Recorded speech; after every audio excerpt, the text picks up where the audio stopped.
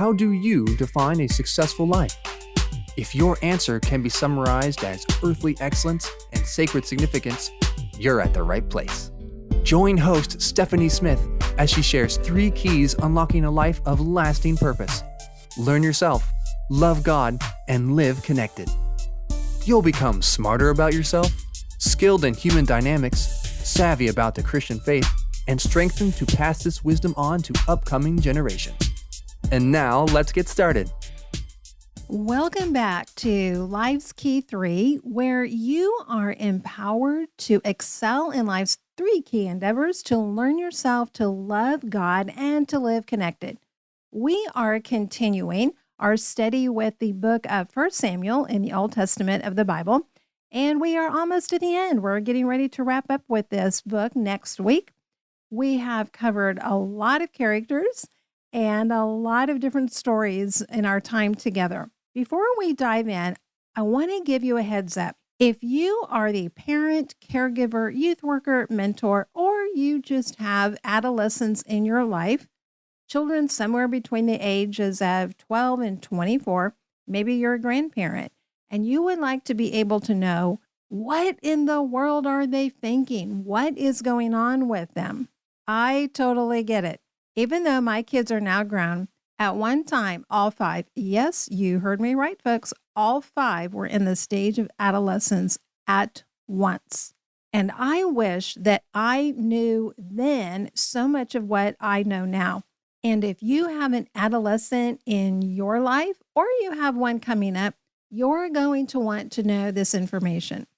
I'm going to give you a sneak preview because in just a couple of days, I will be releasing a digital course about adolescence and specifically what happens in the physical brain during this life season of adolescence. It is phenomenal to understand this. It can make a profound difference in how you understand your adolescent and how you make decisions because you're going to be informed about how this physiological brain remodel, which is exactly what happens, changes behaviors and motivation and perceptions. If you are a subscriber to Highlights, the weekly newsletter, you're going to get a discount. As a matter of fact, you will get the best discount that will be offered on this course. So if you're not a subscriber, hop on over to the website, stephanieprisons.com, and subscribe. The more that we understand the physical bodies that we inhabit, that God created every bit as much as He created our souls and our spirits, the more that we can live aligned with His truth in every other area. All right, let's get back to the book of 1 Samuel.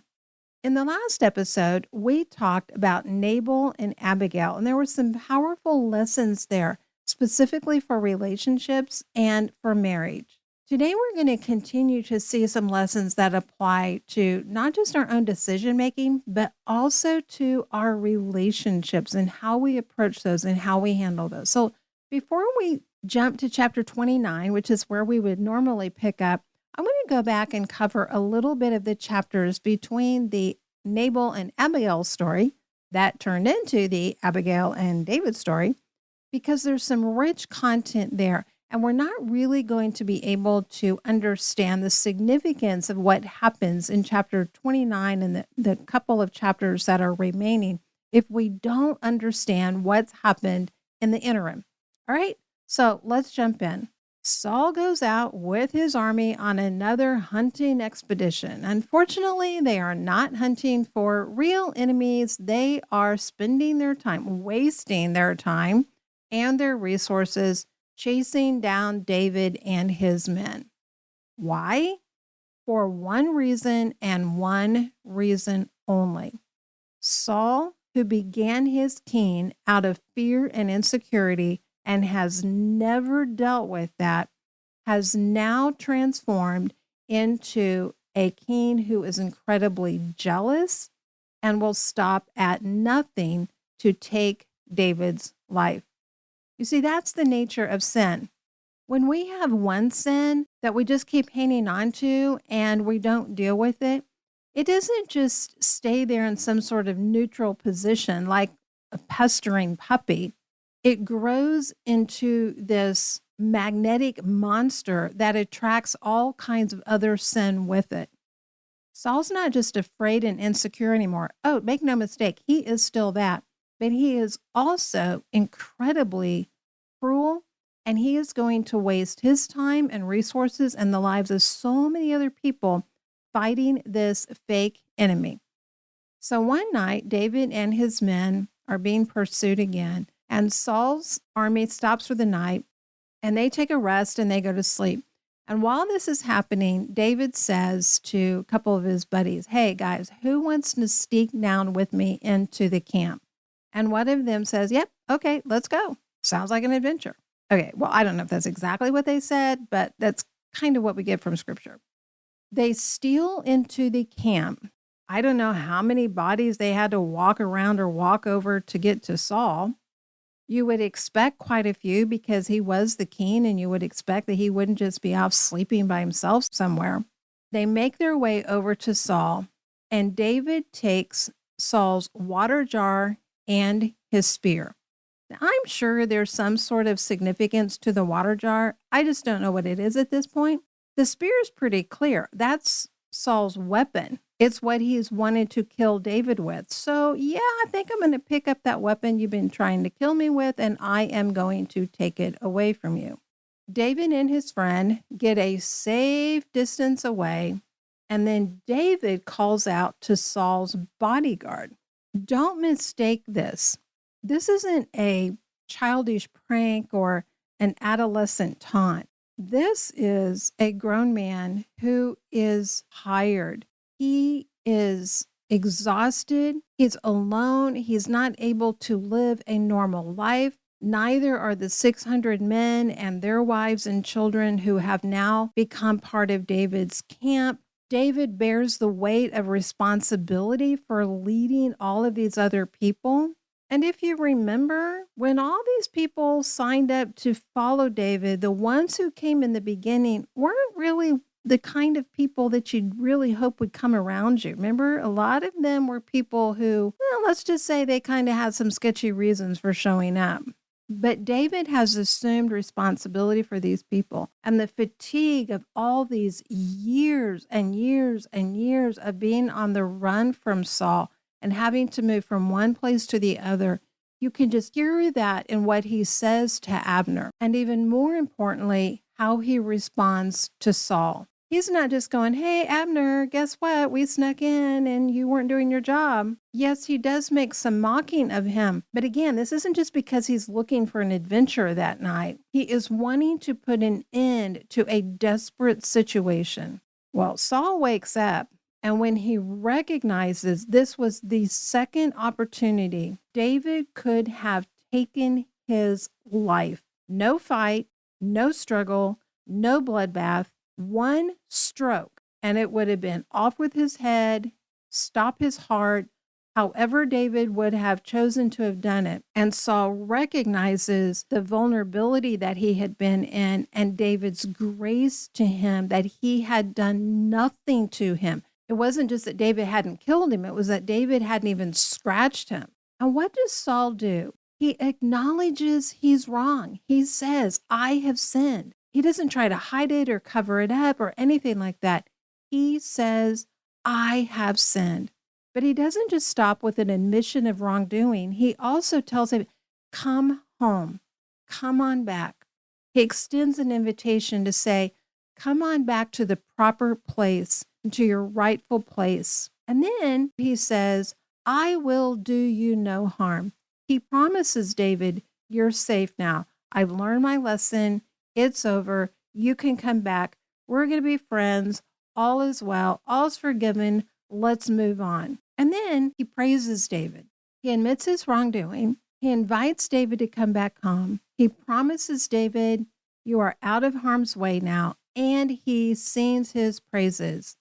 So let me ask you this. Why doesn't David say, woohoo, great, that's awesome, we've been waiting for this? Why doesn't he call all of his men, their wives, their children, who are just as tired of being vagabonds as he is, and say, all right, we all get to go home, let's celebrate, pack the camels, the horses, the donkeys, I don't know, whatever animals they had, and let's get out of here. Finally, we get to go home. Why does David not do that?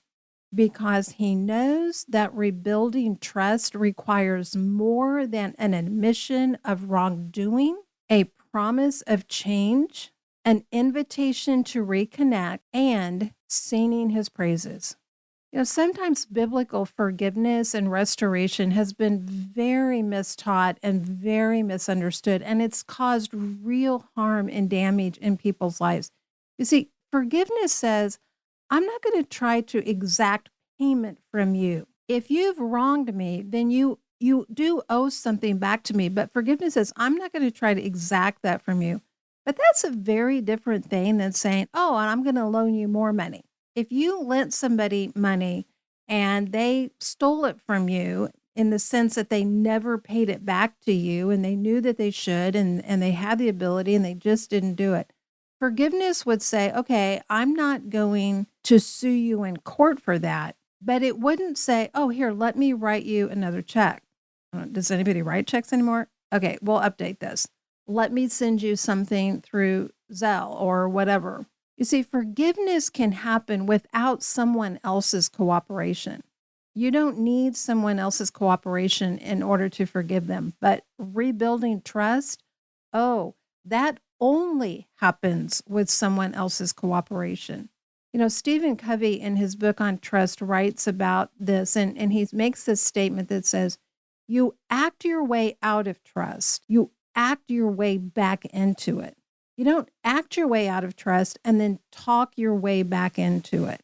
David is wise in knowing that Saul is talking here, but his actions are not lining up with his words. He's not refusing to forgive a repentant Saul. He just knows Saul is reacting to an immediate situation, but he's not responding to an innate change of heart. If someone else's so-called change of heart only happens in response to you confronting them or you putting them in a position of vulnerability, be very, very, very skeptical, my friend. That isn't being unforgiving. That's being wise to assess whether there has been genuine change that has occurred or it's just an admission of wrongdoing and everything else because you've been caught in a vulnerable place and you want to get out of it. And preferably you want to save face by getting out of it in a certain way. There's a saying in our society that's been around for quite a while that says, admitting you have a problem is half the battle. I don't think that's true. I have never found that the struggles that I had in my life, that they were half over just because I said, hey, you know what, I need to work on this in my life. We can't treat admitting that we have a problem or that someone else admits that they have a problem as the same thing as owning that problem. Those are two entirely different things. Admitting we have a problem is not synonymous with owning we have a problem. What David does instead of packing up his camp and taking everybody home is he actually goes and lives in the land of Gath. Now, if Gath sounds familiar, it should, because remember Goliath? Yeah, the big giant that David killed all those years ago. Well, Goliath was from Gath. Gath was not a friendly nation to Israel. They were enemies. And what's interesting here is there is no record that David seeks God's guidance in making this decision to return to Gath. If it also sounds a little familiar, it's because it's the second time that he has run off to Gath because he's so tired of being chased by Saul. First time that David does this, it just appears that it's just David. There might have been a few fellows with him, but he certainly didn't have the band of men, women, and children that he comes with now. And so the king of Gath, Achish, gives him a city called Ziklag. And David and his men end up living there for a total of about 16 months. And what happens during this time is something where we have to be very careful how we study the Bible. Just because the Bible records something doesn't mean that God is saying, I ordained that or that I approved of that, even if the person involved is somebody who was following God. Other than Jesus, nobody else in the Bible ever followed God perfectly. And I think that we see this here. We see this fatigue with David. He's tired, he's worn out, he's frustrated. This whole thing between him and Saul, this hasn't been going on for a couple of months. This has been going on for years. Sometimes we have this idea, I think, that David is anointed king by Samuel, and then it's a couple of weeks, or maybe it's like 2 years later, and then all of a sudden Saul dies in battle and David becomes king. That is not the timetable of this. This is a long period of time that David is on the run and cannot live a normal life for one reason and one reason only, and that is because Saul has chosen to continue to live his life out of fear, and that fear that leads to rebellion, and that fear that just continues to grow in its intensity. And we see this in what happens with Saul when he seeks out a spiritual medium. This was somebody that God had been incredibly clear in the Old Testament scriptures that these practices were absolutely not to be tolerated in the land. And if someone was going to continue these practices, that the death penalty was to be the consequence. That's a little serious, don't you think? And Saul, to his credit, had obeyed that part of God's instruction. He had made sure that the land was cleared of people who were going to engage in these evil practices. But he has now lived his life guided by so much fear, and he's getting ready to go into this major battle, and he's afraid. And so what does he do? He seeks out the very thing that he had stood against for so long. You know, somebody had come to Saul in the early days and would have said to him, hey, Saul, by the way, so many years from now, you're going to be consulting with a spiritual medium to try to get a word from God because you're so desperate to hear from God. And you're going to spend years chasing David around, trying to wipe him out. Saul probably would have laughed in their face and said, I don't know what you're talking about. But that's exactly what happens. Now, there are some different interpretations on exactly who came up when this spiritual medium called for Samuel, which what Saul had requested. Some people say that Samuel really did come back from the dead, that God allowed that to happen.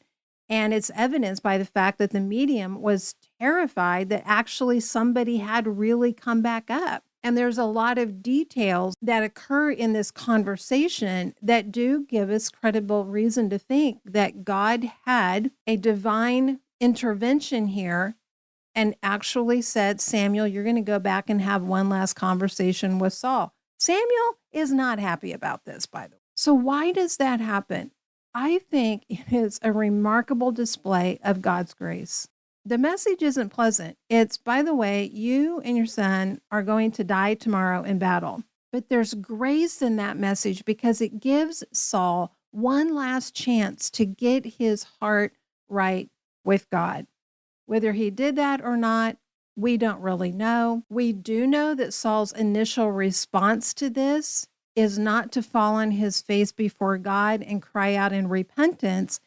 His response is to fall on the floor out of fear and refuse to eat or drink anything until his men surround him and kind of like, Saul, we've got a battle waiting for us, and you probably need to get up and eat and drink something because we're all counting on you to show up and tell us what to do here. And it's more his men than himself that gets him up and out to where he is supposed to be. Now, while this has gone on, and while David and his men have been living in Gath, again, they lived there about 16 months, what happens is they go out on these raids against these smaller towns and villages, and they end up killing everyone who lives there because they don't want any message getting back to the king of Gath about what they're really doing. So basically, they got to cover their tracks. God is incredibly gracious to protect David and his men during this, but I don't think that grace of protection was the same thing as approving of what they were doing. And that's another lesson for us. I hope that we don't read that story and go, oh, well, you don't have to really seek for God's guidance as long as you mean well, or as long as it's justifiable in your mind or it makes sense to you. Oh, God will let it go and everything. I don't think so. And I think that later in David's life, when he wants to build a temple for God, and God says, no, you're not going to get to be the one to do this because you have blood on your hands. And I don't think that's just because David engaged in battle. I think it's because that this was a time when David's battles were not commissioned by God. And even though the consequence of that did not come immediately, it did come. And the consequences of it certainly came for the people that were wiped out through these raids. Rather, I hope that the lesson that we learn here is the incredible importance of seeking for God's guidance with all of our decisions, especially our major decisions, and especially when we're tired and fatigued and exhausted and we've been dealing with something for a very long time. I think it's easy sometimes to think of David as such a noble person that he just always sat down and prayed about things and he gave thought to everything and he sought God's guidance and counsel. And that's really not the David that we see so much in 1 Samuel. We see someone who's rather sporadic in his seeking out for God. We see someone who can be very reactionary, who can be driven very much by his emotions. Last week we saw somebody who was so angry and felt so disrespected, he's ready to go wipe out innocent lives. In these chapters, I think we see someone who is so discouraged. He's tired, he's weary, he's had it, he's frustrated, it's not fair, this shouldn't be happening, and he takes matters in his own hands, and even though he and his men come away from these battles, the victors, there's no indication that God is pleased or giving his approval on all of these raids and the killings that are happening during these raids. We've got to be careful that when we are fatigued and tired and exhausted and we want to quit and it's not fair, and sometimes it is not fair, that we don't just run off into a foreign country, if you will, and I don't mean that literally, but that we don't decide in some way to align ourselves with the very enemies that we have been fighting all these years as a way to give us some sort of rest and reprieve. All right, well, that's going to wrap up for us today. And next week is when we are going to wrap up the entire book of 1 Samuel. And the following week, we are going to start in with an entirely new book. So again, if you haven't already, hop on over to the website, stephaniepresents.com. Sign up for highlights. Be looking for that information on when the adolescence course is going to release. That will be coming up very soon. I'm very excited to have that information available to help parents and caregivers and other people who are involved with young people between the ages of, let's just say about 12 to 24. In the meantime, remember this, my friend. You have an impact that is immeasurable, eternal, and irreplaceable. Thank you for listening. For information on speaking engagements and other resources, visit the website at stephaniepresents.com. Remember, learn yourself, love God, and live connected.